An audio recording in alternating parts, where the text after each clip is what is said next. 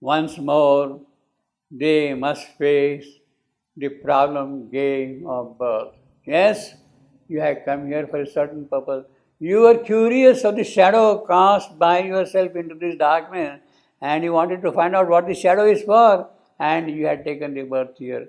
And now you are kind of trapped, and you have to grow. You can't help it, you see. Once more, they must face the problem game of birth. Problem game of birth. What is the problem game of birth? The problem of inconscience, the problem of ignorance, the problem of falsehood, the problem of death, the problem of suffering. These are the problems. They must face them again, you see. They are the problems, you see. That problem game of birth. Now, they are not there for nothing, because that is the only way by which the inconscience can be gradually changed, can be slowly changed. In fact, this person persistent, this immortal in the mortal, this psychic being is the alchemic agent to transmute nature, to transmute Prakriti, to bring about a change in Prakriti. It is only the psychic being which can help, because psychic being is in contact with the reality and is contact with what is here also. The soul's experiment of joy and grief, problem game, that is the joy and grief, for both of them are there, and thought and impulse, lighting the blind and venture on the roads of circumstance through inner movement and external scene, traveling to self across the forms of things, traveling to self across the forms of things. That is what this person persistent is doing. He is the journey leader. He is the traveler of the world. He is the discoverer of the spirit's possibilities in this existence here. Journey leader. He is, of course, your friend. He is, of course, your guide also. He is traveling to self. So he is traveling to Atman, self, across the forms of things. Into creation center he had come. Into creation center he had come. He, Ashapati. Ashapati has come into creation. What is the creation center? World soul. The world soul is the creation center. World soul is the creation center. And Ashapati has come into this creation center, because it is from here that the creation really begins now. Before we proceed further, the soul's experiments of joy and grief, I will refer to two conversations of the mother. One is Collected Verse of the Mother, Volume 6, page 46 onward. Volume 6, page 46 onward. And the second is Volume 7, 86, page 86 and 87. Soul's experiment of joy and grief. This is what we are doing. Soul's experiment of joy and grief.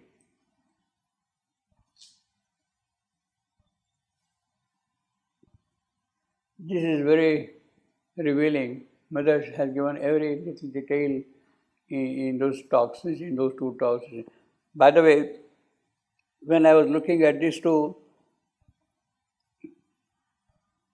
conversations of the mother, Volume 6, page 46, Volume 7, page 86, they are dated exactly mid-March. Both of them in mid-March, you see. And we are in mid-March, you see. We are in mid-March, exactly. There you are. So I was a little amused with that, you see. Now she says, she is talking about the fear of death. I will just read some of these passages, you see. It's good to know them. Fear of death. Is fear the only cause of death? Is fear the only cause of death? The answer to her answer is no. Fear is not really the cause of death. The cause of death is something else. You stop making progress, and that leads to death. It is necessary. Is fear the cause of death? No. To conquer death, begin not fearing it. If you want to conquer death, don't be afraid of death. To conquer death, begin not fearing it. One dies only when one consents to die. Without your consent, Yama cannot take away your soul. Yama cannot take away your soul. You have to finally give the consent. In fact, unless you get consent, you won't die at all. So it depends upon how strong you are in your consent, you see. We have got in Savitri say, Savitri, Savitri, oh Savitri, lean down my soul and kiss me while I die. While I die. He has given his consent. He has given his consent. Now, Yama can take away his soul. Not until then, you see. That consent is required. You have to give the consent. So, in a certain sense, in a way you are speaking, every death is a kind of your suicide. you are consenting to die. It is your suicide. You are committing suicide. Every death is a kind of a suicide, you see. If you are strong enough, that question would not arise. Consent to die. Actually, there is a famous episode in the Mahabharata. Bhishma was the great warrior. Pitamaha, he was the father figure in the Mahabharata. And everybody respected him. Bhishma, strong will, firm will, and he will never deviate from his path at all, you see. Now, he was the general of the army on the first day, on the part of Kauravas. He was the leader of the army at that time. He was the full commander of the army at that time. And at the end of the day, he was killed. He was killed at the end of the day by an arrow, you see. But then he refused to die. He refused to die, Bhishma. So they say that all the arrows which were hit around him, his body was lying on those arrows for several months. He refused to die because he said that I will die only when the sun starts moving from the south to the north. What is called the Uttarayana. I will die only during the period of Uttarayana. Uttarayana, death in Uttarayana means you really reach the high station of life, you see, high station. Uttarayana, Uttara, northward, upward. So when the sun starts moving from the south to the north, well, it will start happening shortly now. 21st of March, it will start happening. Uttarayana will begin. So you have got, means the sun going from north to the south is called Dakshinayana. Moving to the south, Dakshinayana. The sun moving from south to the north is called Uttarayana. So you'll have shortly Uttarayana beginning, you see. And then he says, the auspicious thing about the Uttarayana is, if you die in the Uttarayana, you reach a high place in the occult world. So he had that will and he refused to die, and his soul could not be taken away. When began the Uttarayana, then he abandoned his body. He consented and then he died, you see. So that consent is required on the part of the divine himself. Then only he dies. You see. So actually this is a very great thing. Very great thing. It happened in the case of my grandmother also. To give a little episode, you see, she was a very strong lady, very firm lady in her character, and very strong willed also. Now, there are certain days on which you observe complete fast, what we call Ekadashi, the 11th day of the fortnight. Ekadashi. See, the fortnight is divided into 15 days. So, 11th day is called Ekadashi, means the 11th day. On that day, traditionally, people observe fast. Now, she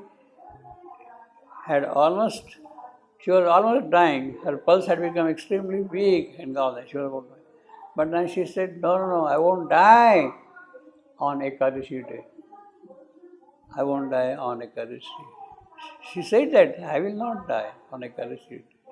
And then, when that period of Ekadashi was over, then she said, yes, you can give me something to eat now. She was given something to eat. She was so conscious at that time. She was given something to eat at that time. And then I said, now I can die. I can leave the body.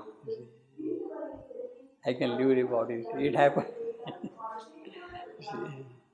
Like that. So, unless you get consent, you won't die, you see. It depends how strong you are. So, determined by the physical. Now, there are different layers of determinism of death. Death determined by the physical determinism. Death determined by the vital determinism. Death determined by the mental determinism. So all the vital, physical, mental determinism play the role in the operation of death. Determinism can be abolished. The conditions change and are pushed back. If you cannot bring higher determinism, you can change nothing. You can change. You see, physical determinism, you are governed by the physical laws, mechanical laws, vital, emotional laws. Why fear of death? Why fear of death? Influence of adverse forces. Fear is the influence of adverse forces. You are governed by adverse forces. Fear is a phenomenon of unconsciousness. A phenomenon of unconsciousness. Anguish coming from ignorance. You are fearing coming from ignorance. The body is a terribly unconscious thing, and therefore there is a fear. Actually, the moment you touch a fire, you kind of repel back. There is a fear that will hurt you, see. But if you are really conscious, fully conscious, you can walk to the fire also, you see, properly. Body will not be affected. Entering consciously into death while one is still alive.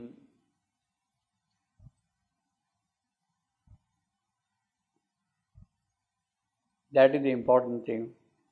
Entering consciously into death while one is still alive. That is exactly what happened in the case of Shevendra.